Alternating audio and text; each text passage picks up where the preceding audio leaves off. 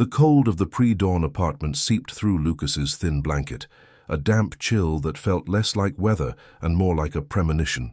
He felt his heart tighten in his chest, a familiar vice grip of anxiety that had become his constant companion. A dull, throbbing ache radiated from the base of his spine, a cruel souvenir from the workplace accident that had stolen his livelihood. He was a carpenter, a man who built things with his hands, whose identity was carved from wood and sawdust. Now, his calloused hands felt useless, resting on the worn fabric of the sofa where he'd been sleeping for weeks.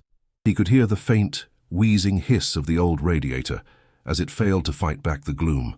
The air smelled of stale coffee, dust, and the metallic scent of his own quiet fear. Every creak of the floorboards under his weight was a reminder of his failure, a symphony of decay playing in the home he could no longer keep. His gaze fell upon the dusty toolbox in the corner, a monument to a life that was no longer his. A shiver that had nothing to do with the cold ran down his spine. On the small, wobbly kitchen table lay a single sheet of paper, its stark whiteness a wound against the dark, scratched wood. The eviction notice. The words blurred, but the date at the bottom was seared into his mind. 1 week. He felt a wave of nausea rise in his throat. The cold, impersonal print was sealing his and his daughter's fate. His entire world, all the memories of his late wife, all the laughter and tears shared within these walls, had been condensed into this final, brutal deadline. He pulled out his phone, the screen's harsh light illuminating his tired face. The bank app loaded with agonizing slowness, and then the number appeared. $5,000. It wasn't just money. It was the last remnant of Elena's life insurance.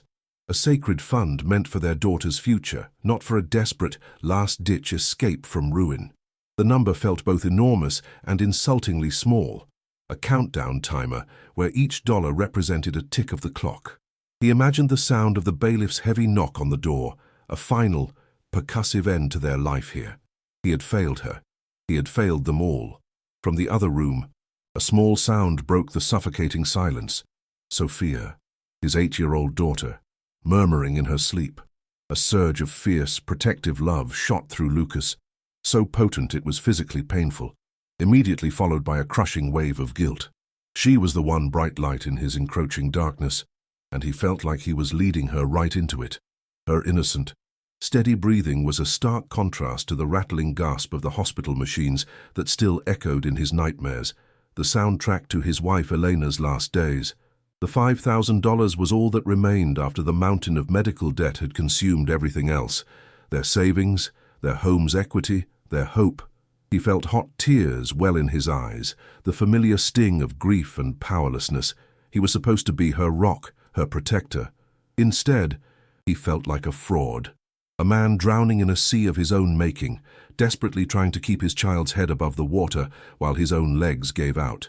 The phantom smell of hospital antiseptic, a ghost from the past, filled his nostrils. His gaze drifted back to his hands. They used to be tools of creation, strong and sure, capable of turning rough lumber into things of beauty and function. He could almost feel the phantom vibration of a saw in his palm, smell the sweet, earthy scent of freshly cut pine. That man, the carpenter, felt like a stranger now. The injury hadn't just broken a few vertebrae, it had shattered his sense of self. The doctor's words echoed in his memory, delivered with a detached clinical pity. Limited physical labor, a permanent condition. Limited, permanent. The words were a prison sentence. He remembered his boss's face, the awkward sympathy as he handed Lucas his final paycheck. It wasn't just a job he had lost, it was his purpose. The simple, honest pride of providing for his family through the skill of his own 2 hands. Now, that pride was replaced by a hollow ache, a gnawing sense of uselessness that was even more painful than the constant, unsharp throb in his lower back. He was no longer a builder. He was just broken. The city outside was beginning to stir, its distant rumble a mocking reminder of a world moving on without him. Inside the apartment, time had frozen. There was only the eviction notice, the sound of his daughter sleeping, and the cold, glowing number on his phone. $5,000. 1 week. The walls seemed to press in, the ceiling felt lower, and the air grew thin. The icy grip of pure panic seized him, a terrifying void opening in his chest. This was it, the absolute bottom. He had no family left to turn to, no friends he could burden, no safety net to catch their fall. It was just him, his daughter, and a sum of money that had to become their salvation or their final undoing. He felt a profound and terrifying loneliness settle deep in his bones. His story is just beginning, a desperate journey into the unknown. If you believe that even in the deepest darkness a flicker of hope can be found, subscribe to our channel and follow Lucas's fight for survival. It was in the blue, ghostly light of his phone screen, in the dead of night, that the false hope first took root. His fingers, numb with cold and anxiety, scrolled endlessly through a digital world of possibilities he couldn't afford. Craigslist, for sale by owner. Landwatch. Each click was a small prayer, and each price tag a slammed door. His back throbbed, a dull and constant drumbeat reminding him of his limitations. Then he saw it. A listing so perfectly, so cruelly aligned with his desperation, it felt like a mirage. Derelict Winery, the title read. Rural retreat, endless potential. The photos were blurry, shadowed, artfully hiding the decay. But the price was a beacon in the darkness, a number that made his breath catch in his throat. $5,000. Exactly what he had. He felt a dangerous, electric spark of possibility, the kind of hope that only grows in the soil of absolute despair. It wasn't a choice, it felt like a sign, a lifeline thrown into his churning sea of failure. The feeling was a tight knot in his stomach, half terror, half a manic, reckless optimism he hadn't felt in years. The rational part of his brain screamed warnings, sight unseen, remote, derelict. The words were red flags, but his desperation was a tidal wave that swept them all away. He looked at the eviction notice, its stark white, a glaring reminder of their reality. 1 week. What was the alternative? A homeless shelter. Living out of their beat-up car until the money ran out on gas and cheap meals. The thought sent a jolt of pure ice through his veins. He imagined Sophia, his sweet Sophia, sleeping in the back seat of a car, her face pressed against a cold window. The image was unbearable. He looked back at the screen, at the words, "Own a property outright." The phrase was a powerful sedative, numbing the frantic panic. He clung to it. Owning something, anything, was a shield against the world. It was a roof. It was permanence. He clicked the contact seller button, his hand trembling, the decision feeling both like a leap of faith and a jump from a cliff. The air in the room was thick with the smell of stale air and his own nervous sweat as he typed out a message. The process was alarmingly fast, conducted through a series of terse emails with a faceless entity. No questions asked, no resistance. It was as if they were as desperate to be rid of the place as he was to have it. He transferred the money, the full $5,000. Watching the number drain from his account, his entire net worth vanishing in a single digital transaction, was a physically sickening experience. He felt his stomach lurch, a wave of profound nausea washing over him. For a moment, he was paralyzed by the enormity of what he had just done. He had gambled their entire future on a grainy photograph and a few lines of deceptive text. Then, he looked into the other room where Sophia slept, her breathing a soft, steady rhythm. This was for her. He had to make it work.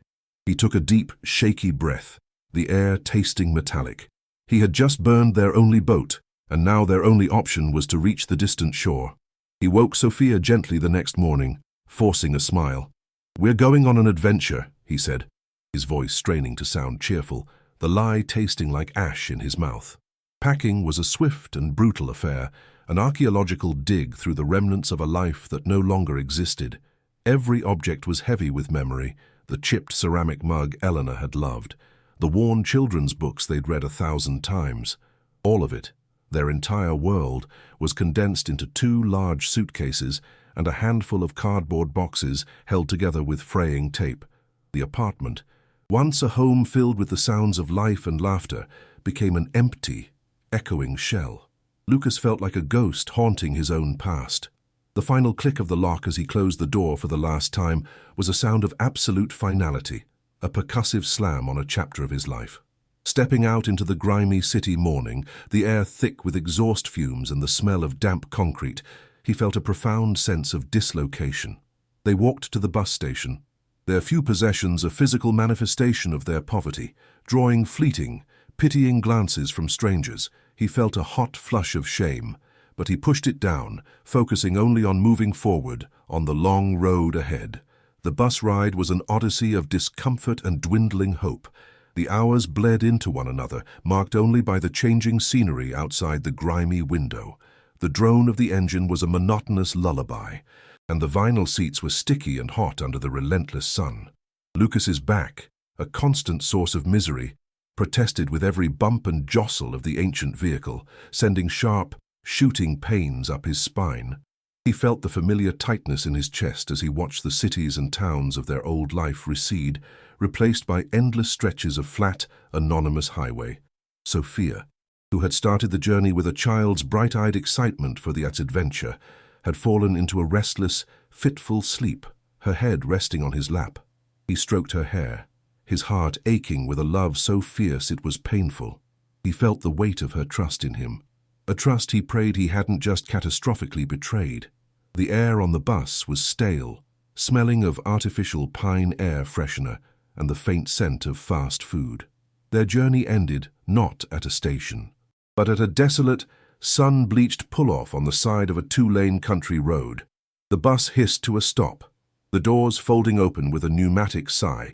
"This is it," the driver grunted, pointing a thumb toward a dusty, unpaved track that disappeared into a sea of tall, brown grass. As the bus pulled away, its red taillights shrinking in the distance, a profound and oppressive silence descended upon them. The roar of the engine was replaced by the whisper of the wind rustling through the dry vegetation and the frantic buzzing of insects. The air was different here, hot, dry, and tasting of dust and pollen. Lucas felt a sudden, terrifying sense of isolation. The bus had been their last tether to civilization. Now, they were utterly, completely alone. He looked at Sophia, whose small face was etched with confusion. Then he looked down the dirt road, a faint path leading into the vast, indifferent wilderness. A shiver ran down his spine, a cold premonition in the blistering heat. The final leg of their journey was a grueling march under a merciless sun. The dirt road was rutted and uneven, and Lucas's injured back screamed in protest with every step. He half-dragged, half-carried their heavy suitcases, the plastic handles digging into his palms. The heat was a physical presence, pressing down on them, stealing the moisture from their lips. Sweat poured down his face, stinging his eyes and blurring his vision. He could feel the cheap fabric of his shirt sticking to his skin, a damp, uncomfortable sheath. Sophia, ever resilient, tried to keep her spirits up, but soon her steps began to drag, her small legs tiring. He could hear her ragged breathing behind him. The weight of their belongings was nothing compared to the crushing weight of his decision. The silence of the landscape was broken only by the crunch of their footsteps on the dry earth and the chirping of crickets. He felt a growing knot of dread in his stomach, a cold counterpoint to the sweltering heat that baked the very air they breathed. This place felt forgotten by the world. After what felt like an eternity, they saw it, a dark shape on the horizon, nestled amongst a tangle of overgrown trees. For a single, fleeting moment, Lucas's heart leaped with a surge of desperate hope. There it was, their new home, their fortress. "Look, Sophie," he said, his voice hoarse. "We're here." He tried to match the silhouette against the memory of the blurry online photos, willing it to be the rustic, charming diamond in the rough he had imagined. But as they drew closer, the illusion shattered. The lines of the structure were not rustic. They were broken. The shape was not charming. It was jagged and menacing. A large, dark gash in the roofline became visible, a gaping wound against the bright blue sky. The initial flicker of hope was violently extinguished, replaced by a cold, sickening dread that started in the pit of his stomach and spread through his entire body. He felt his steps falter. His throat went dry. The distant shape wasn't a home. It was a ruin. It was a tombstone marking the grave of their last chance. They stood before the winery, and the full scope of the deception hit Lucas like a physical blow. The reality was a waking nightmare, a cruel mockery of the endless potential promised in the ad. The building was a carcass. The main stone structure was choked by thick, thorny vines that seemed to be actively pulling the walls apart.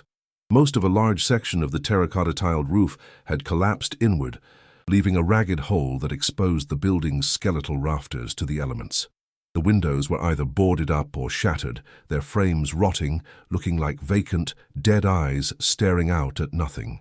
The paint, once perhaps a cheerful white, had peeled away in leprous patches, revealing the dark, stained stone beneath. The air itself felt heavy with neglect. He felt a wave of dizziness, the landscape tilting around him. A choked sound escaped his lips, a mixture of a gasp and a sob. He had led his daughter to this.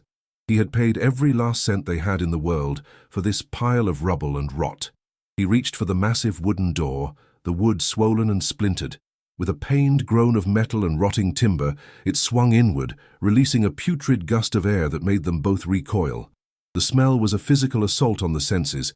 It was a thick, gagging cocktail of black mold, mildew, and the damp, earthy scent of decay, layered with the acrid stench of animal droppings. The air inside was cold and heavy, a stark contrast to the baking heat outside. As his eyes adjusted to the gloom, he could hear sounds, the faint, insistent drip, drip, drip of water from the hole in the roof, and the frantic, dry scuttling of unseen creatures in the shadows. Rats. His stomach churned with revulsion and despair. Every single one of his senses was screaming that this place was not just abandoned, it was dead, and its corpse was actively decomposing around them. He felt a primal urge to turn and run, to drag Sophia away from this place of profound sickness and decay. But there was nowhere to run to. Hesitantly, they stepped inside. The interior was even worse. The floor was a treacherous mess of fallen plaster, shattered roof tiles, and splintered, rotted beams. In the center of the main room, directly beneath the collapsed roof, a large, stagnant pool of dark water had formed, its surface coated with a slimy green film. The few pieces of furniture that remained, a broken table, an overturned vat, were bloated and warped, covered in a fuzzy blanket of black and grey mold. The walls were stained with long, dark streaks where water had run unimpeded for years. The place felt fundamentally unsafe, as if the remaining structure could give way at any moment. He looked up at the remaining rafters, their wood dark and wet, and felt a tremor of fear. He had brought his daughter from a place of financial ruin to a place of physical, mortal danger. He felt the crushing weight of his monumental, unforgivable error.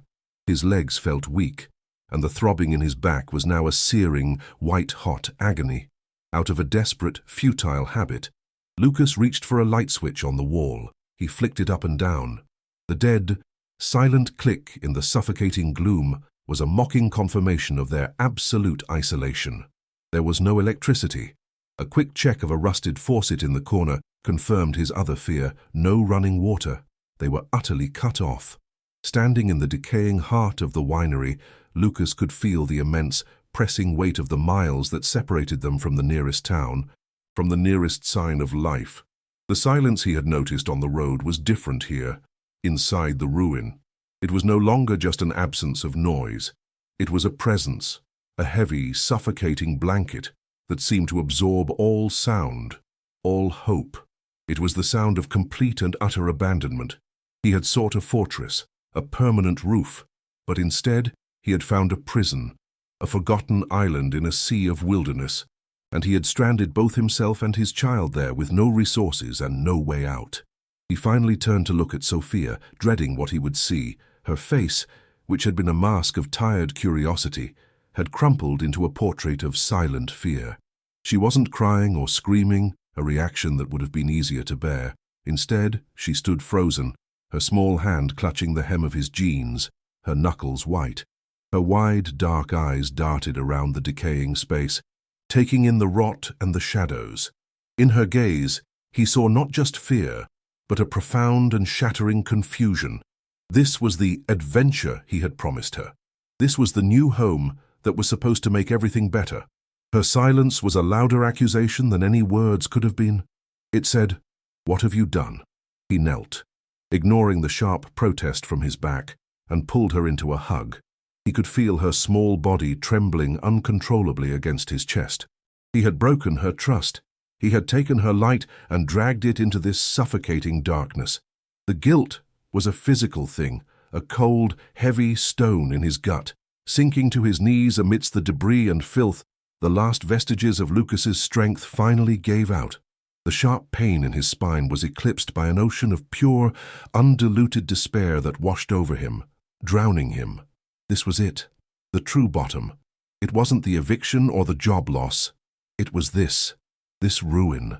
He had not just failed to save them, he had actively engineered their doom. He had taken the last sacred piece of Eleanor, the money meant to protect their child, and he had thrown it away on a pile of mouldering stone and broken promises. The insane, desperate hope that had propelled him forward for the last few days was gone, replaced by a hollow, black certainty of his own failure. A single, hot tear escaped and cut a clean path through the grime on his cheek.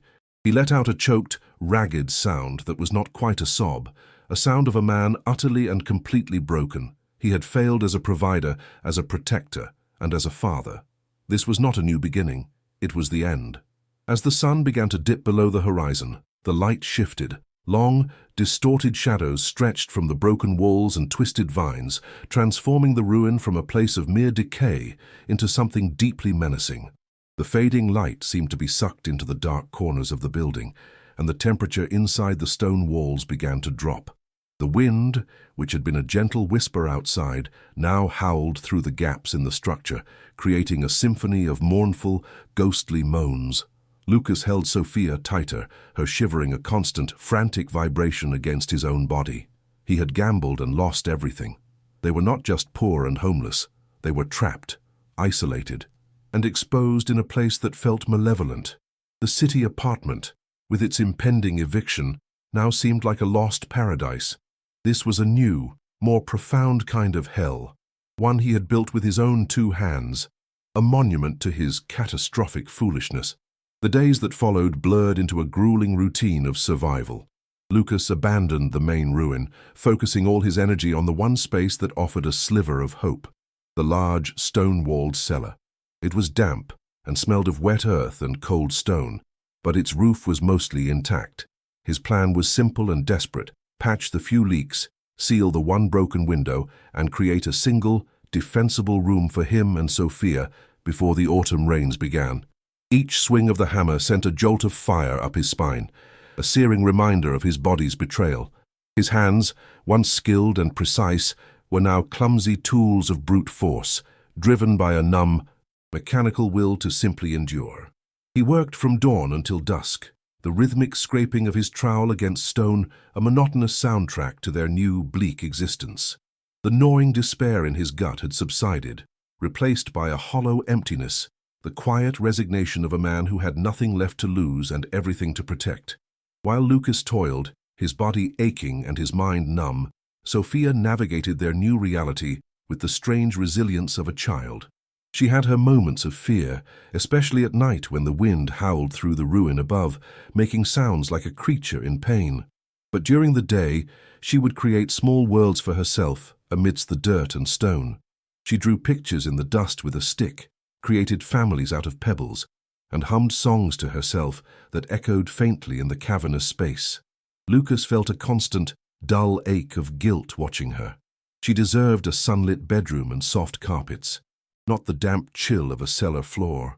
He could hear her small, solitary sounds as he worked, a constant, heartbreaking reminder of the childhood he was failing to provide.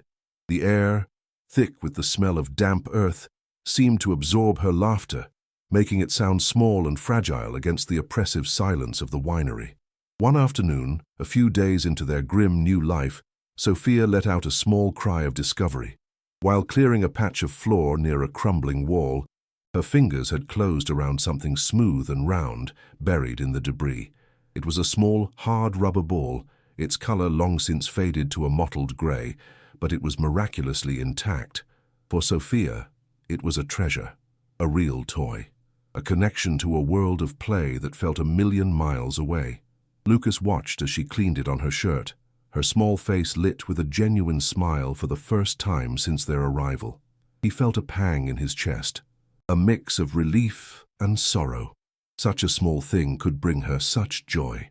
He turned back to his work, mixing a small batch of mortar, the scraping sound of his trowel filling the silence as Sophia began to play. Her world for a moment a little brighter. The cellar became her playground. The hard, flat surfaces of the stone walls were perfect for bouncing the ball. A rhythmic thump, thump, thump began to fill the space, a steady counterpoint to the scrape and clatter of Lucas's work.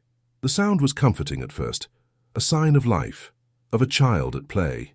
It echoed oddly in the large room, the sound swallowed by some walls and bouncing sharply off others. Lucas found himself listening to the cadence of the bounces, a mindless distraction from the throbbing pain in his back. For Sophia, it was a game. She was testing the sounds of her new home, learning its acoustic secrets. She bounced the ball low, near the floor, then high against the walls, her giggles echoing with each satisfying thwack. She was a child exploring her cave, completely unaware that she was about to stumble upon its deepest secret. Then the rhythm changed.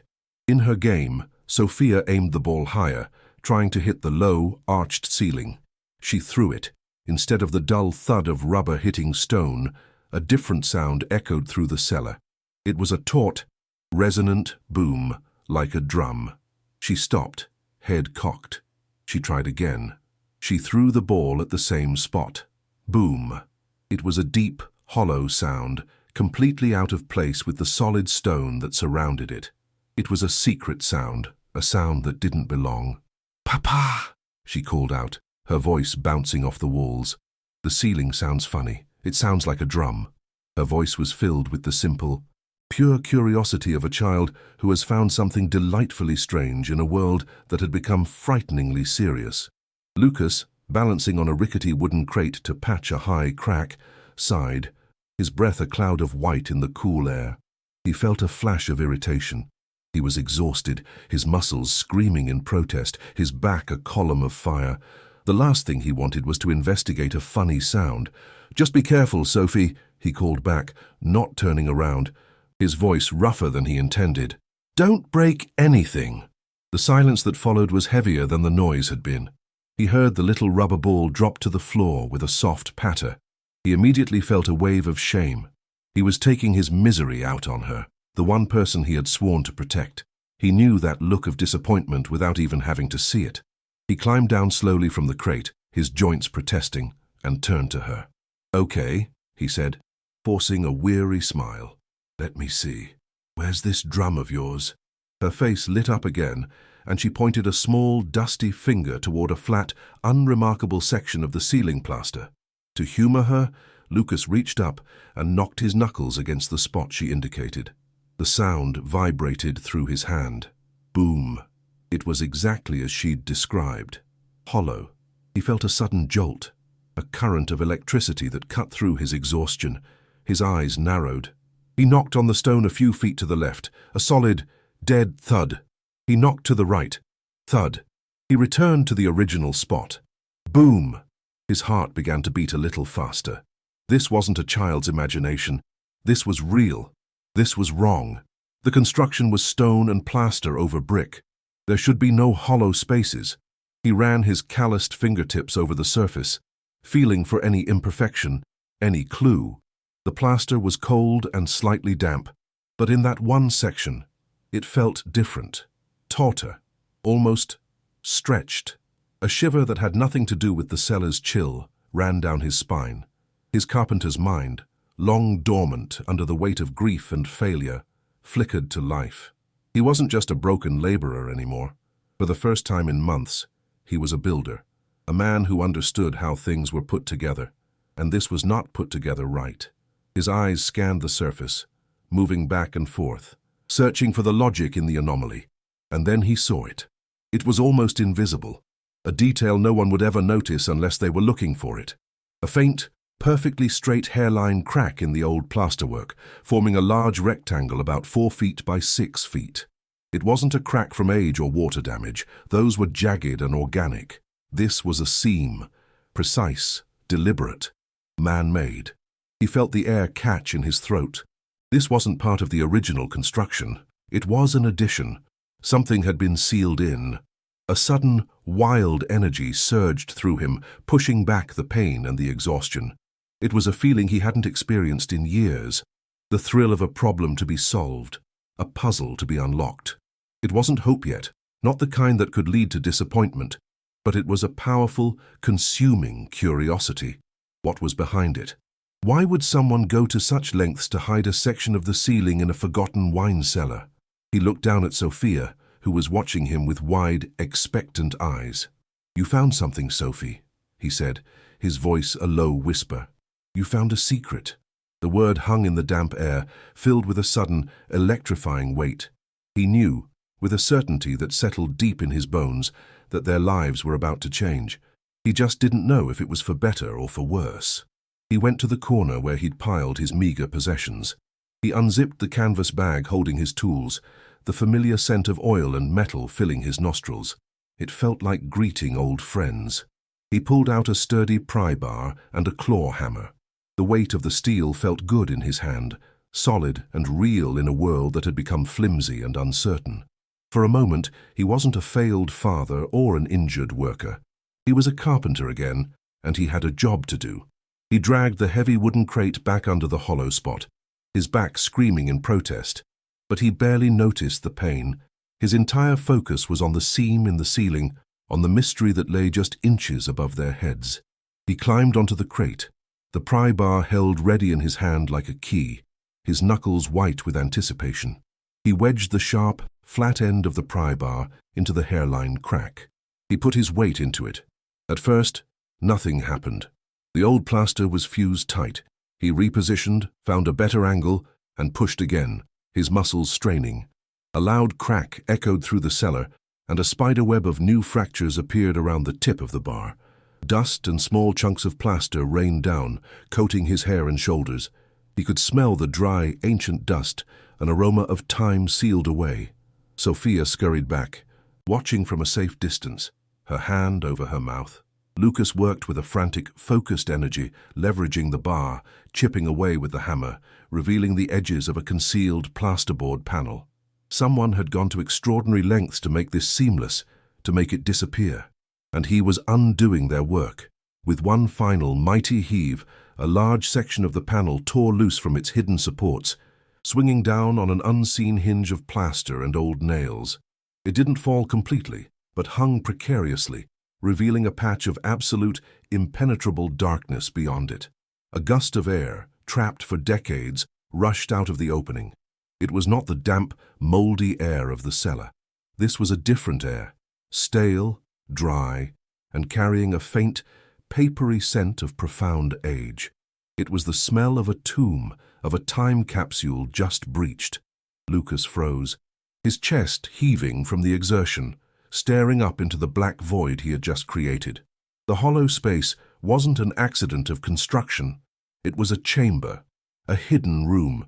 His heart was hammering against his ribs, a frantic drumbeat in the sudden, heavy silence. He needed light. He scrambled down from the crate, his hands trembling slightly, and fumbled for his phone. He switched on the flashlight, its bright, clinical beam cutting a sharp cone through the gloom. He climbed back up, his movements clumsy with haste, and pointed the light into the opening. The beam sliced through the darkness, revealing the truth. It was a false ceiling. Above the plasterboard was a crawl space, a small, hidden attic, no more than 3 feet high. But it was the nature of the space that made his breath catch in his throat. The walls and the floor of the small chamber were not wood or stone. They were lined, meticulously, with overlapping sheets of a dull, dark grey metal. Lead. He recognized it instantly. A chill went through him. Lead lining was used for one reason: to shield something, to block X-rays, to stop anyone from ever finding what was inside. He had to get up there. The opening was just large enough for him to squeeze through. He gave his phone to Sophia. "Keep the light pointed right up there for me, sweetheart. Don't move." Her small hands were surprisingly steady as she aimed the beam. He placed his hands on the edge of the hole, tested the strength of the surrounding structure, and hoisted himself up. The effort sent a blinding spike of pain through his back, and he gritted his teeth, a low groan escaping his lips. But the adrenaline and the mystery were a powerful anesthetic. He pulled himself through the narrow opening, his clothes snagging on splintered wood, and crawled into the cramped, lead-lined space. The air was suffocatingly close, thick with the dust of ages. It was like entering a forgotten world, a space that had been waiting in silent darkness for over half a century. He took the phone back from Sophia, its light sweeping across the confined space. The lead-lined walls seemed to absorb the light, creating an atmosphere that was both claustrophobic and deeply secretive. The floor was thick with a fine, grey dust that hadn't been disturbed in generations. And there, sitting in the center of the small, hidden attic, were three objects that made the air freeze in his lungs. They were large, dark shapes, their forms softened by a heavy shroud of dust. Wooden chests, three of them. They were old, fashioned from dark wood and bound with heavy black iron straps and rivets. They were not simple storage boxes. They looked like treasure chests from an old storybook. Solid, imposing, and radiating an aura of immense importance. Lucas stared at them, his mind struggling to process what he was seeing. This was impossible. This couldn't be real. He crawled closer, the sound of his knees shuffling through the thick dust unnaturally loud in the dead silence of the chamber. He reached out a trembling hand and brushed the dust from the lid of the nearest chest. The wood beneath was dark and rich, polished smooth by time.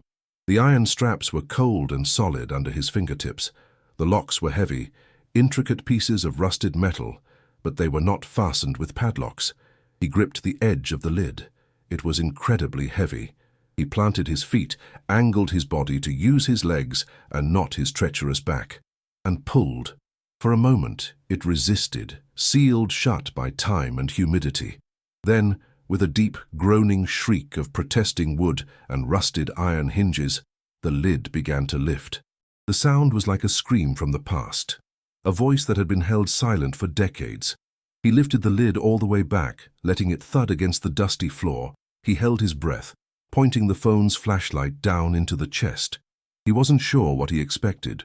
Gold coins, old documents, nothing. The top layer was composed of several bundles wrapped in yellowed oilcloth-like fabric, tied with rotting string. His fingers fumbled as he worked at the knot on the nearest bundle. It crumbled to dust in his hands. He carefully unfolded the stiff, crackling fabric. Inside, nestled in a bed of what looked like faded velvet, was an object that glittered with a cold, sharp fire. It was a web of silver or platinum, impossibly intricate, and it was encrusted with dozens, no hundreds of sparkling stones that drank the flashlight's beam and threw it back in 1,000 tiny, brilliant daggers of light. It was a tiara, a diamond tiara. Lucas stared, completely mesmerized. The object was so impossibly beautiful, so profoundly out of place in his world of dirt, debt, and decay, that his mind simply refused to accept it. He reached out a hesitant finger and touched one of the larger diamonds. It was ice cold, its facets razor-sharp against his skin. It was real. This was real. He felt a wave of vertigo wash over him, the small, dusty attic tilting around him. He felt lightheaded, his breathing shallow.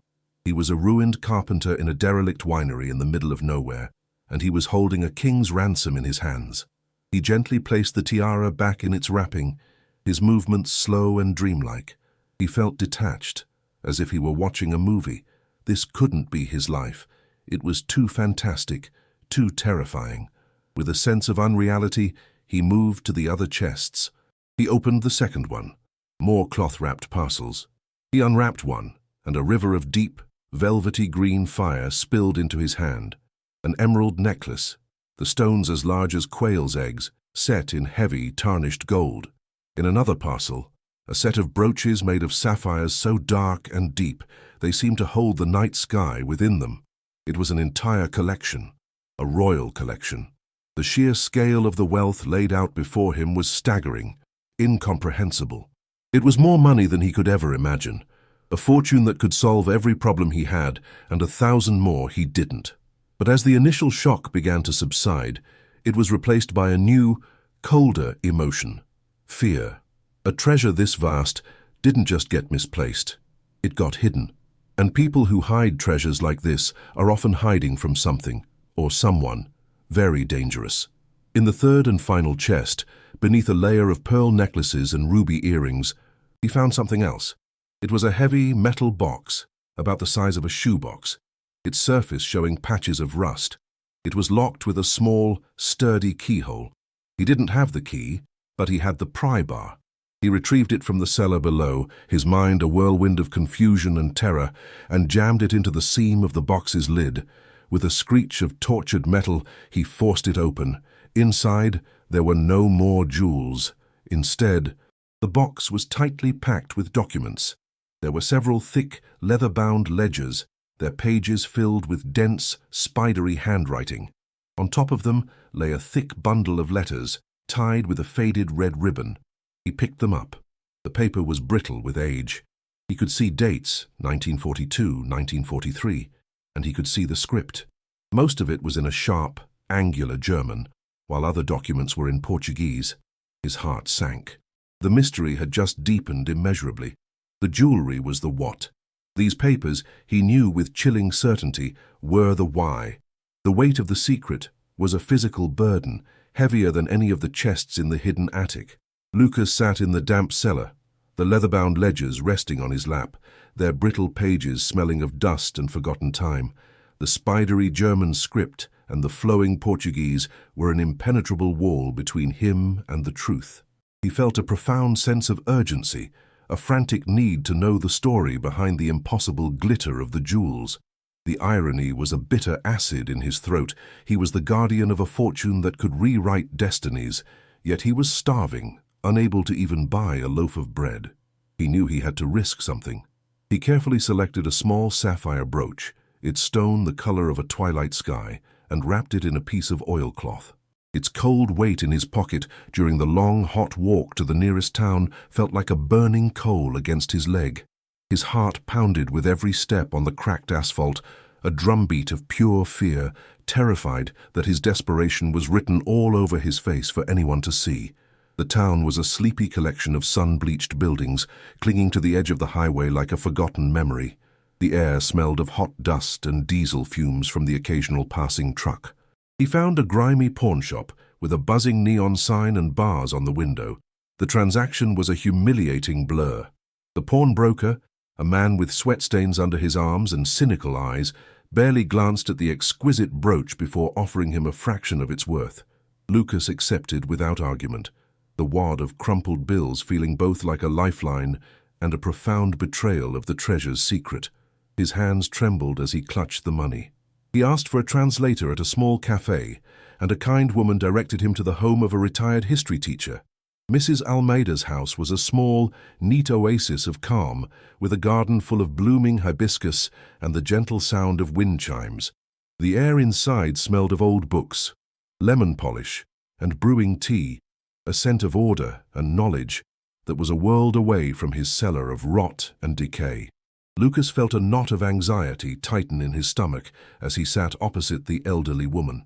Her living room was filled with the soft ticking of a grandfather clock, each tick marking a second closer to the revelation he both craved and feared. He explained, with a halting, partial truth, that he'd found some old family papers. He offered her a portion of the cash from the brooch, and she accepted with a gentle nod. He carefully unwrapped the bundle of letters tied with the faded red ribbon and handed them to her. The brittle paper crackled under her delicate touch. She settled a pair of silver-rimmed spectacles on her nose, the glass magnifying her sharp, intelligent eyes. She began to read, her lips moving silently at first. Then she stopped. Her entire body went still, her back stiffening in her high-backed chair. The gentle, scholarly curiosity on her face was slowly erased, replaced by a mask of profound shock and dawning horror. The only sound in the room was the relentless ticking of the clock. "Meu Deus," she whispered, the words a soft prayer of disbelief. Her gaze lifted from the page and met Lucas's, her eyes wide with shock. This is a terrible story." Her voice trembled as she began to translate, her words painting a vivid, horrifying picture in the quiet room. She read from the first letter. Written in German by a woman named Elara von Hoffmann. Her words spoke of a desperate escape from a world of hate, of a long sea voyage filled with fear, and of their arrival in Brazil, a land they prayed would be their sanctuary. She spoke of the kind diplomat, their savior, who had promised them a new life. Then, Mrs. Almeida's voice faltered as she moved to the next letter. The tone had changed completely. Elara's elegant script had become a frantic scrawl. He has taken our passports. We are prisoners in this house. He says it is for our safety. I do not believe him. His eyes are cold. The last letter was a single, unfinished sentence. The ink smudged as if the writer had been torn away from the page. He is coming for us now. I can hear his footsteps on the... A heavy, suffocating silence fell over the room. The ticking of the clock sounded like a hammer striking an anvil. Mrs. Almeida removed her glasses, her hands shaking, and placed them on the table. She looked at Lucas, her face pale. "This diplomat," she said, her voice a low, horrified whisper. "He was no savior. He was a monster." She explained the horrifying truth pieced together from the frantic letters and the cold, methodical entries in the Portuguese documents. The diplomat had never intended to help the von Hoffmann family. He had lured them to Brazil with false promises, his only goal being their immense fortune. The winery, purchased under a false name just weeks before their arrival, was not a safe house. It was a trap. It was a purpose-built tomb. Lucas felt a wave of nausea so intense he had to grip the arms of his chair. The cellar he was living in, the very stones he and Sophia slept beside, was the site of a brutal, cold-blooded murder. The treasure wasn't just hidden there. It was buried with its owners. The ledgers were somehow more chilling than the unfinished letter. Mrs. Almeida pushed one across the table towards Lucas. Her finger traced a line of neat, precise handwriting. It was an inventory, a cold, dispassionate catalogue of the von Hoffmann family's entire ancestral wealth. Each item was listed with meticulous detail. Eine Diamantene Tiara, 25 Karat, Platinfassung, a diamond tiara, 25 carats, platinum setting, followed by a chillingly precise estimated value. De Smaragdalskette, 12 Steine, Colombianisch, emerald necklace, 12 stones, Colombian. It went on for pages. The diplomat had not only murdered a family for their fortune, he had documented his spoils with the detached precision of an accountant. Lucas felt a profound sickness rise in his throat. He thought of the beautiful tiara he had held, its cold fire dancing in the flashlight's beam. It wasn't a treasure. It was evidence. It was the spoils of a massacre. He felt as if his hands were stained with the blood of the people who had died for it. Lucas couldn't breathe in that quiet, orderly house any longer. He hastily gathered the documents, his fingers clumsy, and stammered his thanks to the shaken teacher, who simply nodded, her eyes full of a troubled pity. He stumbled out into the harsh afternoon sun, the heat feeling oppressive and hostile. The walk back to the winery was a surreal nightmare. The world around him had shifted on its axis. The chirping of crickets sounded like whispers, the rustling leaves like footsteps in the undergrowth. Every shadow seemed to hold a threat. He was no longer just a desperate man who had stumbled upon a fortune. He was now the keeper of a terrible secret, the sole witness to a 70-year-old crime. He was carrying the ghosts of the von Hoffmann family in his backpack. The knowledge transformed the winery in his mind. It was no longer a ruin of neglect, but a monument to a horrific act of violence and greed. The cold stones of the cellar felt like the walls of a crypt. Back in the cold, damp air of the cellar, the world felt menacing and close. Lucas looked at the patched-up section of the ceiling, the gateway to the hidden chamber. What had once felt like a miraculous discovery now felt like a curse he had unearthed. The glitter of the diamonds in his mind's eye was no longer a symbol of salvation and a new beginning for him and Sophia. It was the gleam in a predator's eye, the cold fire of avarice that had led to murder. The treasure was poisoned, tainted by the blood of the innocent family who had died for it. The weight of this knowledge was immense, a physical pressure in his chest that made it hard to breathe. A new kind of fear, colder and sharper than the fear of poverty, took hold of him. This wasn't a matter of cashing in and starting over. This was a story of murder, and such stories rarely end with the person who uncovers them. He knew, with a chilling certainty, that he had not found the end of a story. He had stumbled into the middle of it, For 2 days, a heavy, paranoid silence enveloped the winery. Lucas worked mechanically, but his ears were constantly strained, listening for any sound that was out of place. He kept Sophia close, her innocent chatter a fragile shield against the oppressive quiet. Then, on the third afternoon, he heard it. It started as a low, distant hum, a sound so alien in this forgotten place that he at first dismissed it as the wind, but it grew steadily louder, resolving itself into the unmistakable, throaty rumble of an expensive car engine. It was laboring, growling as it navigated the rough, unpaved track leading to the winery. A jolt of pure adrenaline shot through Lucas's veins, and his heart leaped into his throat. No one came here. The mail wasn't delivered. There were no neighbors for miles. This was not a random visitor. This was someone coming for them. The sound of the engine was the sound of the outside world, of the story in the ledgers, reaching out to reclaim its secret. His blood ran cold. A sleek black Mercedes sedan, its paint gleaming even under a coat of dust, crawled into view and stopped a short distance from the crumbling facade of the winery. The vehicle was a stunning, shocking intrusion of wealth and modernity into the landscape of decay. It hummed quietly for a moment before the engine cut out, plunging the scene into a sudden, tense silence. The driver's door opened with a quiet, expensive-sounding click, and a man emerged. He was in his mid-60s, tall and impeccably dressed in a tailored linen suit that seemed immune to the dust and heat. His hair was a distinguished silver, and his face was tanned and lined, but his movements were smooth and assured. He exuded an aura of effortless power and lifelong privilege. He did not look at the ruin with surprise or pity. He scanned it with a sharp, appraising gaze, like a wolf surveying its territory. Lucas, watching from the shadows of the cellar entrance, felt a primal instinct to hide, to make himself small. This was a predator. The man, Dr. Alankar, moved with a slow, deliberate confidence, his expensive leather shoes crunching on the gravel. He saw Lucas and Sophia huddled near the cellar, and a smile spread across his face, but it did not reach his cold, calculating eyes. "Boa tarde," he called out, his voice smooth and cultured, carrying easily in the still air. "I hope I am not intruding." Lucas felt his mouth go dry. He instinctively pushed Sophia behind him, his body forming a protective shield. The man came to a stop a few feet away, the faint, expensive scent of his cologne cutting through the cellar's stench of mold. "I am Dr. Alankar," he said, extending a hand that Lucas did not take. "I am with a regional historical preservation society. We were recently made aware of this property's sale, and I came to see its condition for myself." Every word was a lie. Lucas could feel it. The man's gaze wasn't that of a historian. It was the hungry, possessive glare of a hunter who had finally cornered his prey. Dr. Alankar let his hand drop, his smile unwavering. He made a show of looking around at the collapsed roof and vine-choked walls, a tut-tutting sound of feigned sympathy escaping his lips.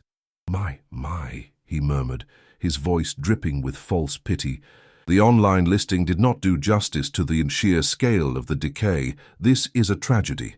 But his eyes told a different story. They were not focused on the general ruin. They were sharp, active, and searching. They darted from the cellar entrance to the main building's foundation, from the newer patches on the roof to the piles of rubble. Lucas felt the man's gaze like a physical touch, a violation. He wasn't cataloguing historical features. He was assessing the structure, looking for changes, for signs of disturbance. He was looking for signs that someone had found his family's secret. A cold sweat broke out on Lucas's back. The man knew. He knew what was hidden here, and he was here to see if Lucas had found it. Alenkar's gaze finally settled on Lucas, his expression shifting to one of paternalistic concern. "Listen," he said, lowering his voice conspiratorially. "I can see you are a man in a difficult position. You were taken advantage of. It is clear this property is not only worthless, but dangerous. It's no place to raise a child." He reached into his suit jacket and pulled out a checkbook. "I am prepared to offer you $6,000 for the deed. A small loss for our society, but it will allow you to walk away from this disaster, to find a proper home for your little girl." The offer was a masterclass in psychological cruelty. It was just enough to seem like a lifeline, a recognition of Lucas's desperation, while also being a profound insult. He was offering Lucas table scraps from a feast he believed was rightfully his. Lucas felt a surge of hot, defiant anger, but he choked it down, his face an impassive mask. He knew that showing any defiance now would be a fatal mistake. His heart hammered against his ribs. Lucas remained silent, his mind racing. The silence stretched, and the thin veneer of Alenkar's civility began to crack. The smile vanished, replaced by a look of cold impatience. His gaze shifted from Lucas down to Sophia, who was peering out from behind her father's leg. Alenkar's eyes lingered on her for a moment that felt like an eternity. "You should consider my offer very carefully, my friend," he said, his voice dropping to a low, menacing purr that was far more terrifying than a shout. "This is a very isolated place. The structure is unstable. The ground is uneven." He paused, letting the weight of his words sink in. "It would be a terrible tragedy if an accident were to happen out here, especially to a man with a young child to protect." The threat was unmistakable. A shard of ice plunged directly into Lucas's heart. He was no longer just a man in his way. He and Sophia were now obstacles to be removed. He felt a primal, protective rage mixed with a chilling, paralyzing fear. Without waiting for a reply, Dr. Alencar gave a curt nod, turned his back, and walked briskly to his car. The expensive door clicked shut, the engine roared to life, and the black Mercedes disappeared down the dusty track, leaving a cloud of brown dust and a suffocating silence in its wake. Lucas stood frozen, his daughter's small hand gripping his pants leg like an anchor. The sun was beginning to set, casting long, ominous shadows that bled from the ruin. In his mind, he could see the glittering diamonds and the pages of the ledger, feel the cold weight of the story he now carried. He had the proof of a 70-year-old murder. He had a treasure that could grant him and Sophia a new life. And now, he had a powerful, ruthless enemy who would stop at nothing to reclaim it all. The choice before him was a razor's edge. What would you do in his place? Would you risk everything, presenting the evidence to the authorities in a desperate gamble for justice? Or would you take the treasure and run, disappearing into the shadows to protect your child at all costs?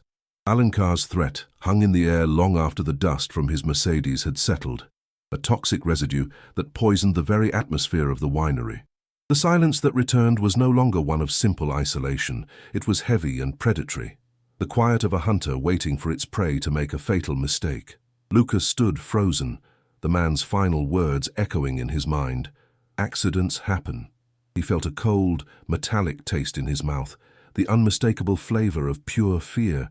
He looked at the ruin around him, and for the first time, he saw it through Alencar's eyes, not as a home, but as a crime scene waiting to happen.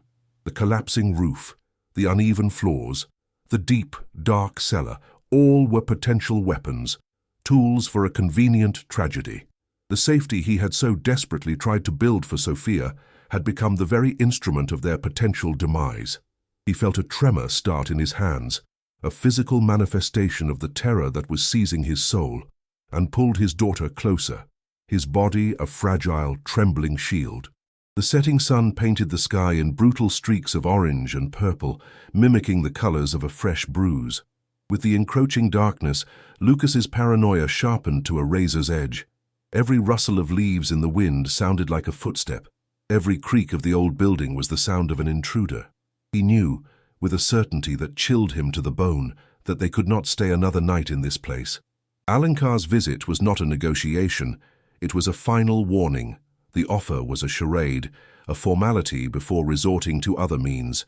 The man would be back, maybe tonight, maybe with his security guards. The thought of strange, menacing men descending on this place, on his daughter, sent a wave of adrenaline through him that was so powerful it almost made him vomit. The primal, protective rage he felt was a burning fire in his gut, but it was matched by the icy grip of his own powerlessness. He was one man, injured and broken, against a dynasty built on murder and greed. His only weapon was the truth, and he was terrified that using it would get them both killed.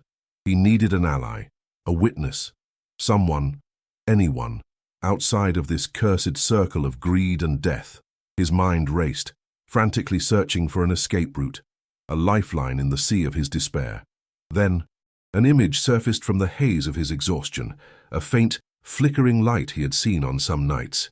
A single pinprick of yellow warmth far in the distance, across the rolling, unkempt fields. It was a sign of life, the only one for miles. The thought was a desperate gamble, a wild shot in the dark. But it was the only shot he had. He had to reach that light. He had to find whoever lived there and warn them, or beg for their help. It felt insane to trust a complete stranger, but staying here was a certified death sentence. He looked down at Sophia, her small face buried in his side. He had to move. Now, before the last of the light died, and the full, monstrous dark came to claim them. The decision solidified in his chest, a hard, cold stone of resolve. He would not be a victim waiting for the slaughter. He would run. The next hour was a blur of frantic, silent activity. While Sophia slept fitfully on a pile of old blankets, exhausted by the day's tension, Lucas prepared for their flight. He moved with a quiet, desperate urgency, his carpenter's mind assessing their situation with grim practicality. He couldn't carry everything. He had to choose what mattered most. He retrieved the metal box from its hiding place in the hidden attic. He opened it and took out the leather-bound ledgers, their pages filled with the damning evidence of Alenkar's grandfather's crimes. They were his only real weapon. He wrapped them carefully in an oilcloth and placed them at the bottom of his sturdy backpack. Then he went back for the diamond tiara. It felt insane to take it, a beacon of its own danger, but he knew he needed undeniable proof, something so valuable and unique it couldn't be dismissed. He placed the cold, glittering object on top of the ledgers. Finally, he added a bottle of water, the small amount of food they had left, and his small, precious toolbox. He knelt beside Sophia, his heart aching. How could he explain this to her? How could he tell his 8-year-old daughter that they were fleeing for their lives from a phantom threat in the dark? He gently shook her awake. Her eyes fluttered open, full of sleepy confusion. "Papa, what is it?" she mumbled, her voice thick with sleep. He forced a smile, the muscles in his face feeling stiff and alien. "We're going on another adventure, sweetie," he whispered, his voice cracking with the effort of the lie. "We're going to have a sleepover at a friend's house, but it's a secret, so we have to be very, very quiet." Her eyes widened with a flicker of childish excitement at the word secret, and she nodded, her trust in him absolute and heartbreaking. He helped her put on her shoes, his fingers fumbling with the laces. He hoisted the heavy backpack onto his throbbing shoulders, the weight of their entire world pressing down on him. He took her small, warm hand in his, and together they slipped out of the cellar and into the twilight. The journey across the fields was a treacherous ordeal. The last light of dusk provided just enough illumination to see the ground at their feet, a treacherous landscape of tangled weeds, hidden rocks, and deep animal burrows. Lucas kept the distant, flickering light of the farmhouse as his guide, a solitary star in a sea of encroaching darkness. His injured back screamed with every step, a chorus of agony harmonizing with the frantic pounding of his heart. He half-carried, half-dragged Sophia along, her small legs struggling to keep up. The night air was alive with sounds, the chirping of crickets, the mournful hoot of an owl, the rustle of unseen creatures in the tall grass. Every sound was magnified by his fear, transformed into a potential threat. He imagined Alenkar's men fanning out across the fields, their flashlights cutting through the darkness, their voices calling out to one another. The thought spurred him onward, his fear a brutal taskmaster. The cool night air smelled of damp earth and wild herbs, a clean scent that was a world away from the winery's decay. After what felt like an eternity of stumbling through the darkness, they saw it more clearly. The farmhouse was old, a simple wooden structure, but it was solid and well-maintained. A plume of wood smoke curled from its stone chimney, a fragrant, welcoming scent that promised warmth and safety. Light spilled from a single window, a warm, golden rectangle that stood in defiant opposition to the vast, indifferent darkness of the countryside. As they drew closer, he could see the silhouette of a man sitting in a rocking chair on the porch, a dark, still shape against the light. The property was neat and orderly, a stark contrast to the chaotic decay of the winery. There was a small, tidy garden, a fence in good repair, and the gentle, lowing sound of a cow in a nearby barn. This was a place of life, a place of continuity and care. It was a place that had been loved for a very long time. For the first time in what felt like a lifetime, Lucas felt a fragile, tentative flicker of hope ignite in his chest. This was the right place. He had to believe that. He hesitated at the edge of the yard, suddenly overwhelmed by the absurdity of his situation. He was a trespasser in the night, a wild-eyed man with a terrified child, carrying a backpack filled with a murdered family's secrets and a diamond tiara. How could he possibly explain this? What would this stranger think? But he had no other choice. Taking a deep breath that did little to calm his racing heart, he stepped out of the shadows and into the dim light spilling from the porch.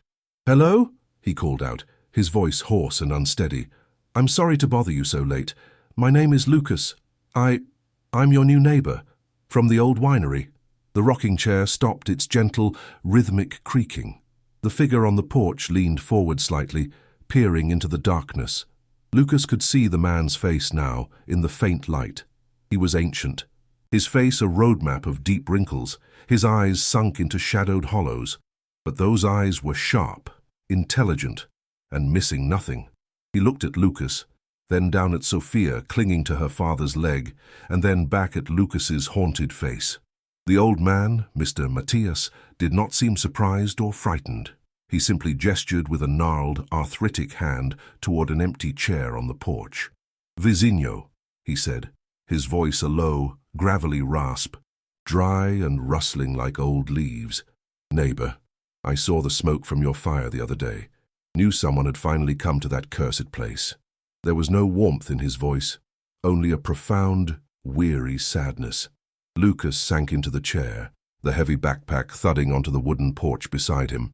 The simple act of sitting down sent a fresh wave of agony through his back, but the relief was so profound he almost cried out.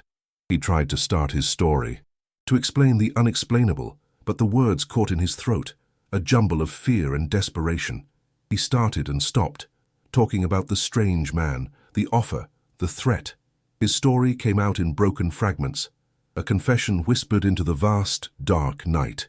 Sophia, exhausted and overwhelmed, had fallen asleep on her feet, her head resting against his knee. Mr. Matthias listened in silence, his gaze unwavering. He did not interrupt, did not ask questions. He just let Lucas talk, his ancient eyes seeming to see straight through the panicked words to the terrified heart of the man before him. He nodded slowly as Lucas spoke of Dr. Alencar, a flicker of something dark and knowing in his eyes. When Lucas finally fell silent, his story told, the only sound was the chirping of the crickets and the soft, steady breathing of the sleeping child. Mr. Matthias leaned forward, the wooden chair groaning in protest. He picked up a small, gnarled piece of wood from a basket beside his chair and began to whittle with a small, sharp knife, the blade moving with a practiced economy of motion. The faint, scraping sound was strangely calming. Dr. Alencar, Matthias repeated the name, tasting it like something bitter. He is not a doctor of medicine. He is a doctor of greed, like his father and his grandfather before him. The old man's eyes grew distant, unfocused, looking back across a span of 70 years. "I was a boy when the first Alencar came here," he began, his voice a low, hypnotic whisper. "Not much older than your little girl is now. He wasn't from around here. A city man, with a cruel mouth and cold eyes. He bought the winery overnight, paid cash. No one knew where his money came from." Matthias's hands stilled, the knife resting on the piece of wood. "He hired me and a few other local boys for a few weeks. Not for the vines, for digging, in the cellar." A shiver traced its way down Lucas's spine. "He made us dig, day and night, expanding the cellar, lining the walls.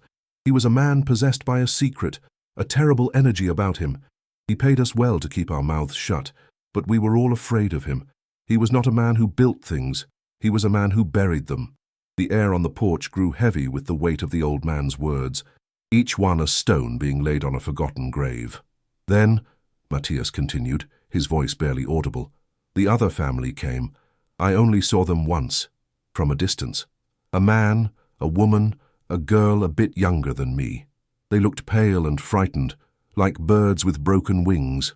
The Alencar man, he brought them to the winery at dusk, said they were distant cousins from Europe, visiting. They went inside. The old man paused and took a long, shuddering breath. The memories still roar after all these years, and they never came out. The next morning, Alencar was there alone. He said his cousins had to leave unexpectedly in the night, a family emergency back home.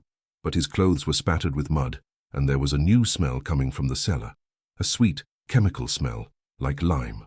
Lucas felt the blood drain from his face. He could feel the cold stone of the cellar wall against his back, could smell the damp earth, now tainted by this new, horrific knowledge. The story from the letters was no longer just a story. It was real, and this man had been a witness to its terrible conclusion. The village whispered, Matthias said, resuming his whittling, the scraping sound a counterpoint to the horror of his tale. They whispered of the missing family, the foreigner's sudden wealth, but Alencar was powerful even then. He had friends in the city, men in uniforms who came in big cars. People who asked too many questions had a way of disappearing, so we stopped asking. We let the winery rot. We let the story become a ghost story, a tale to frighten children. He looked directly at Lucas, his ancient eyes sharp and clear, piercing through the darkness. But it was not a ghost story. It was a murder. That land is poisoned with blood money. The Alencar family has been searching for what their grandfather hid for 2 generations. They knew it was there, somewhere on the property, but they could never find it. Until now. The implication hung in the air, heavy and suffocating. Matthias knew. He knew that Lucas had found it. He had found the source of the Alencar curse.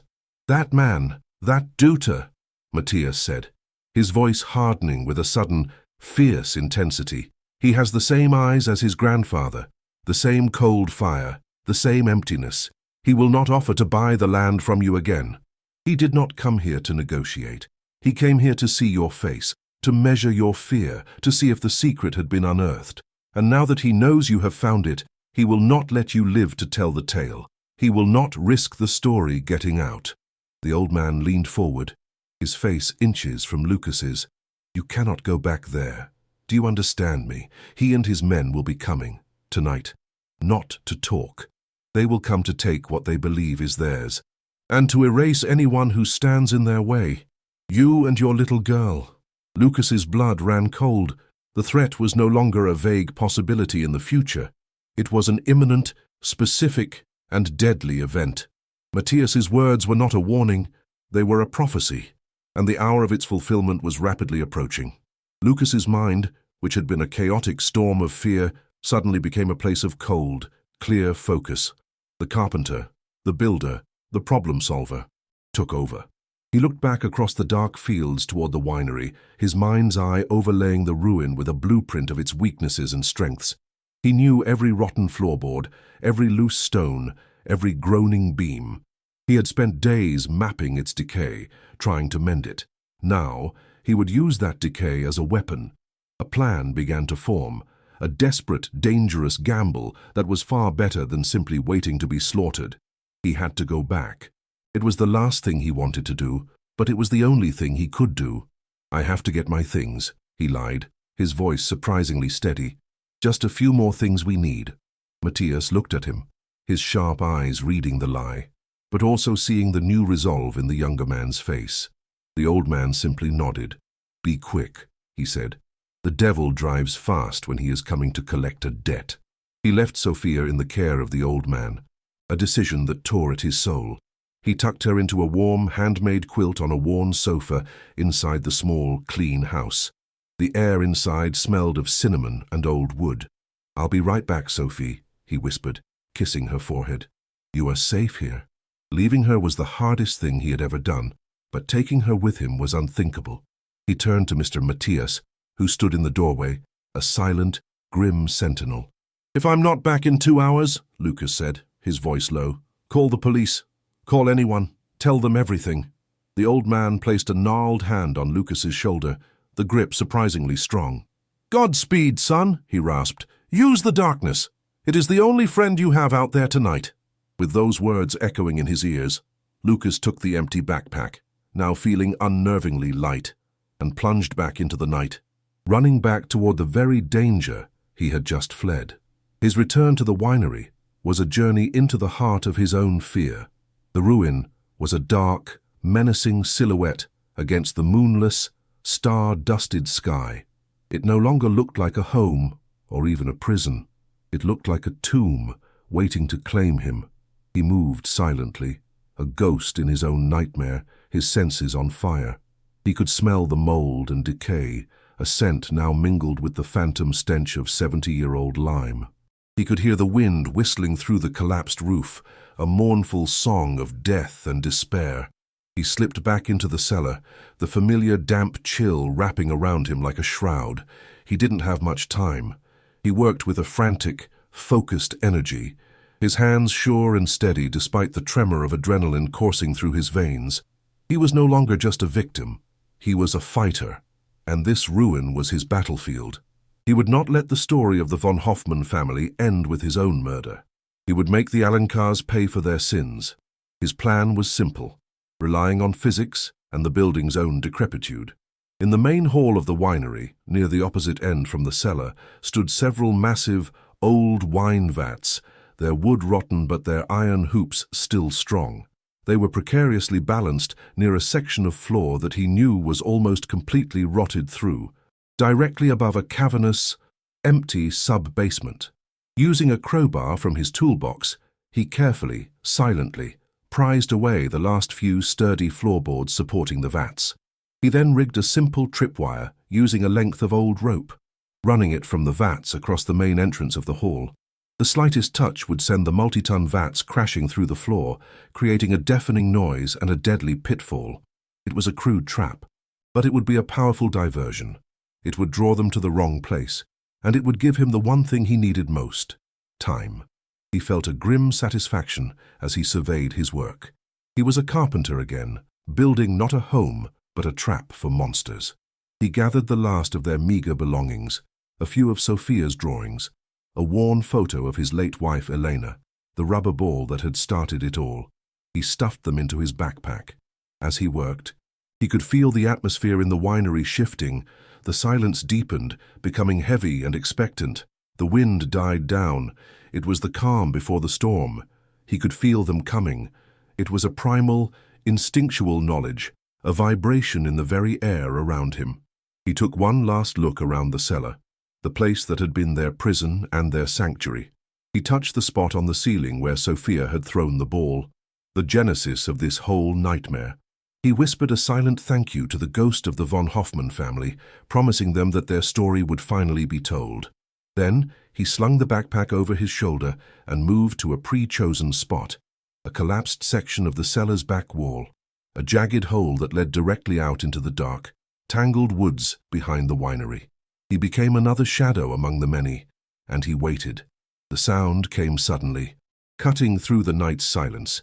The crunch of tires on the gravel track, not one vehicle, but two.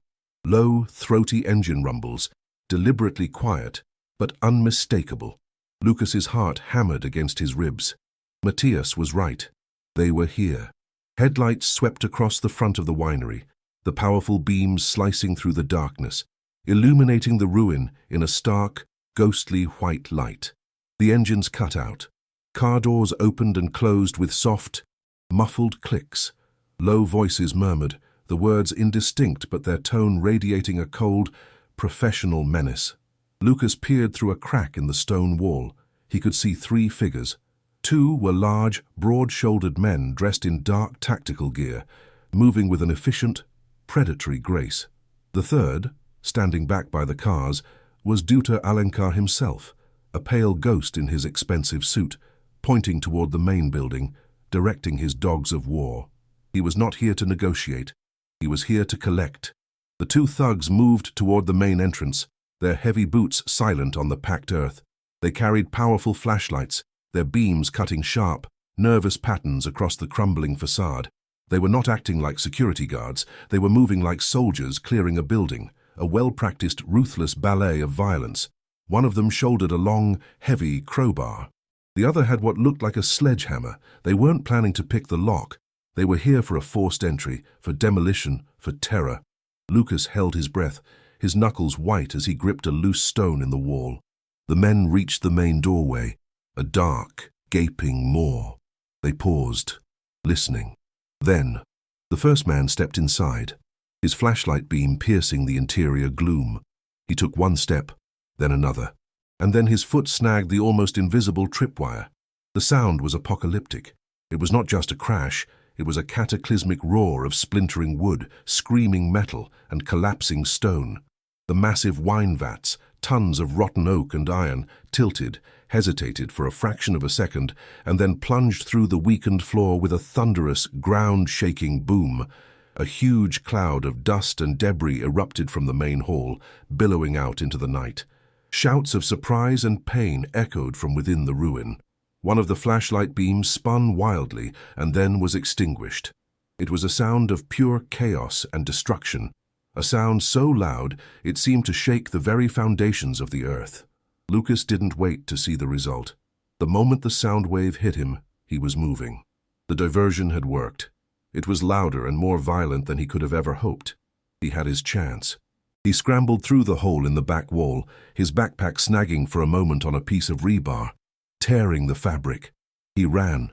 He didn't look back. He plunged into the absolute darkness of the woods behind the winery, the thorny branches of untamed bushes clawing at his face and arms, tearing at his clothes. The ground was uneven, a treacherous mess of roots and rocks, and he stumbled, catching himself, his ankles twisting. The pain in his back was a white-hot fire, but the adrenaline was a raging inferno that consumed it. He could hear shouting behind him, faint and distorted by the trees. He could hear the rage and confusion in their voices. He had surprised them, he had hurt them, and that made them even more dangerous. He fixed his eyes on the single point of light in the distance, the warm, yellow glow of Mr. Matthias's farmhouse. It was his lighthouse, his sanctuary, his only hope. He ran toward it with the last reserves of his strength, his lungs burning, his legs screaming, driven by the terrified, desperate, and ferocious love for the sleeping child who was waiting for him. The night was alive with a new kind of sound, not the gentle noises of nature, but the harsh, angry shouts of men. A powerful beam from a spotlight suddenly swept across the field to his left, a blinding white finger probing the darkness, searching for him. They were already fanning out, hunting him. He dropped to the ground, pressing his body into the damp earth, the smell of crushed grass and fear filling his nostrils. The beam passed over him a few feet above his head and continued its sweep. He waited, his heart a frantic, panicked bird trapped in his chest. The light moved on. He scrambled to his feet and ran again, this time in a low crouch, using the undulations of the terrain and the sporadic cover of overgrown thickets for protection.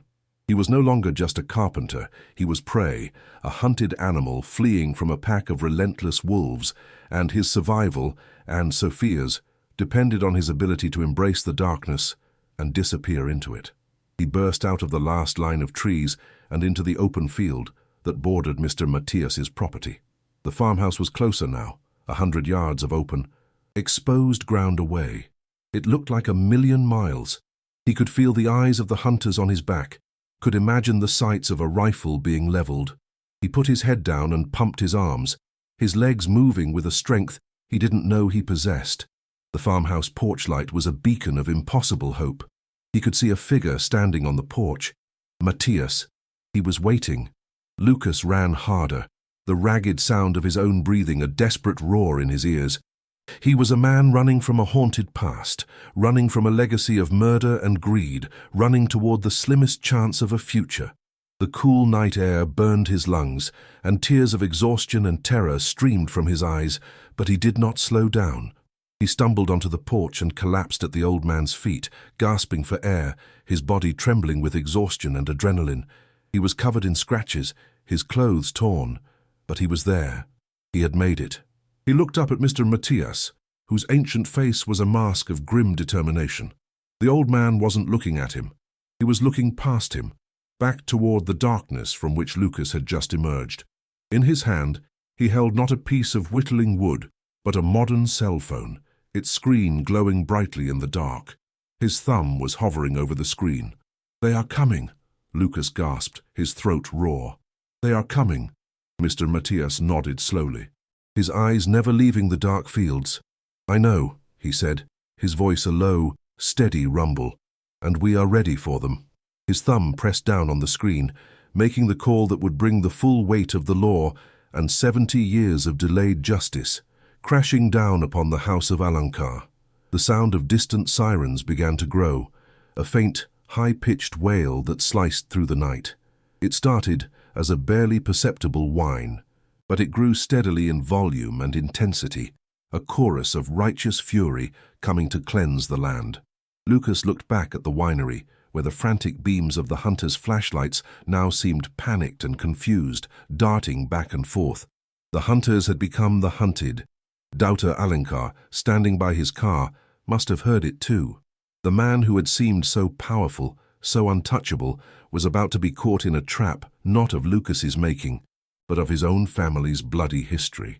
Lucas leaned his head back against the solid wood of the porch railing, the sound of the approaching sirens the sweetest music he had ever heard. He was safe. Sophia was safe. He had done it. He had taken the ghosts of the past and turned them into an army. He felt the old man's hand on his shoulder again, a gesture of solidarity and shared victory. "You did well, son," Mr. Matthias said, his voice filled with a respect that warmed Lucas to his core. "You are a builder, after all. You just built a fine trap." Lucas looked at his own hands, scraped and bleeding from his frantic work and desperate flight. They were the hands of a carpenter. They were calloused and strong. For the first time in a long time, he felt a flicker of the old pride. He had used his skills not just to survive, but to fight back, to protect his child, to honor the dead. He had taken a place of death and decay and used it to forge a path toward justice. The sirens were louder now. A screaming, righteous crescendo that promised a new dawn was about to break over the cursed winery. He looked toward the approaching lights, feeling the immense weight of the treasure, the secret, and the fear finally begin to lift from his shoulders. In the distance, the flashlights at the winery went out. The murmur of voices ceased. A car door slammed, and an engine roared to life, the sound of a desperate, failed escape. But there was nowhere for them to go. The net was closing. Lucas took a deep, shuddering breath, the clean, cool night air filling his lungs. It felt like the first real breath he had taken in years. The smell was not of dust or decay, but of wood smoke, damp earth, and the promise of rain on the wind. He could hear Sophia stirring inside the house, her small voice calling out for him. "Papa!" A wave of love so powerful it was almost painful washed over him. He had faced down the monsters, both real and imagined, and he had won. He pushed himself to his feet, his aching body a testament to the battle he had fought, and walked into the warm, golden light of the farmhouse, leaving the darkness and the ghosts of the Alankar family to face the coming judgment. The long night was finally over. The moments after Mr. Matthias's call were a surreal symphony of advancing justice. It began as a faint, high-pitched wail on the horizon, a sound that made the hairs on Lucas's arms stand up. The wail grew, splitting into multiple sirens, a chorus of howling angels descending upon their patch of forgotten land. Red and blue lights began to pulse against the distant trees, painting the darkness with frantic, strobing colors. Lucas felt a tremor run through his exhausted body, a final purge of the adrenaline and terror that had fueled him.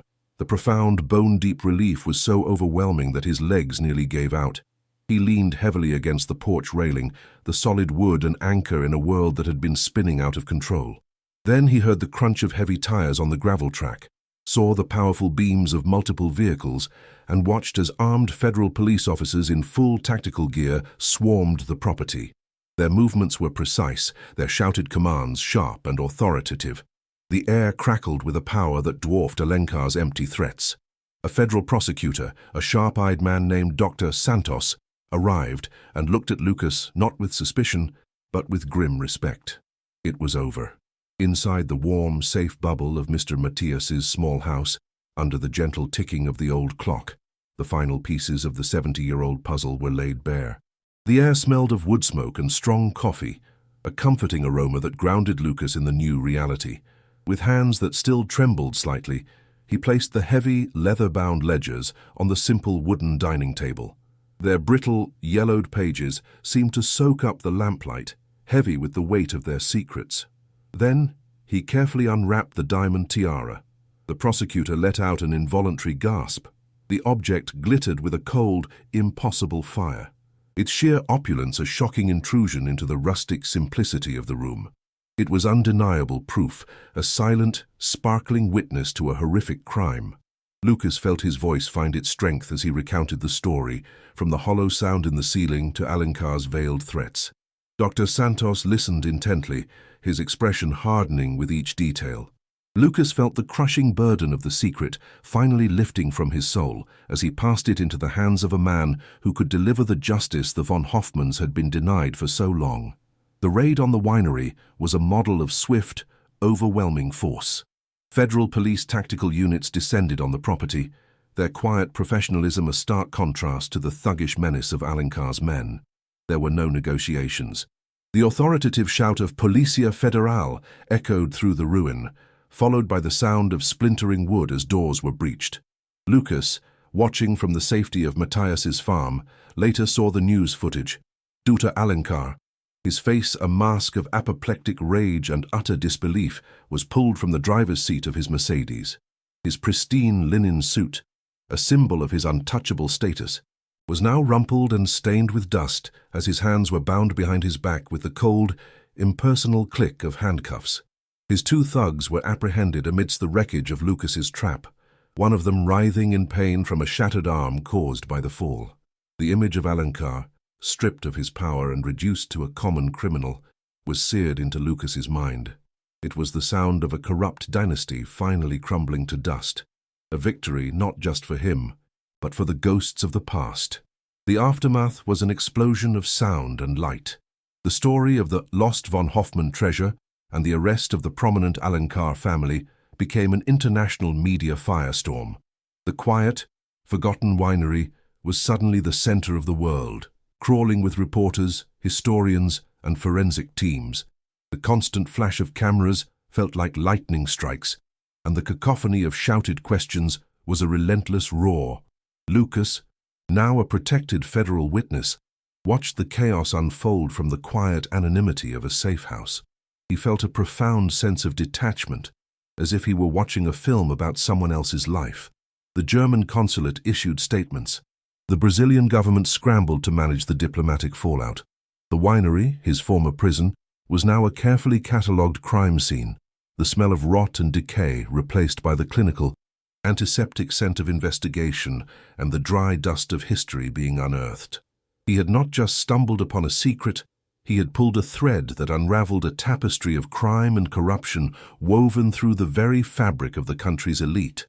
Through the combined efforts of German archivists and Brazilian investigators, the full story of the von Hoffman family was finally pieced together. The ledgers were a perfect match for shipping manifests and family records stored in a dusty archive in Berlin. The most poignant discovery came weeks later, the successful tracing of a distant surviving relative. She was a frail 90-year-old woman named Clara, a second cousin of Ilara von Hoffman, living a quiet, modest life in a small Austrian village, completely unaware of the fate of her lost family members or the immense fortune that had been stolen from them. When Lucas heard the news, he felt a profound emotional release. A wave of empathy washed over him for the family he felt he had come to know.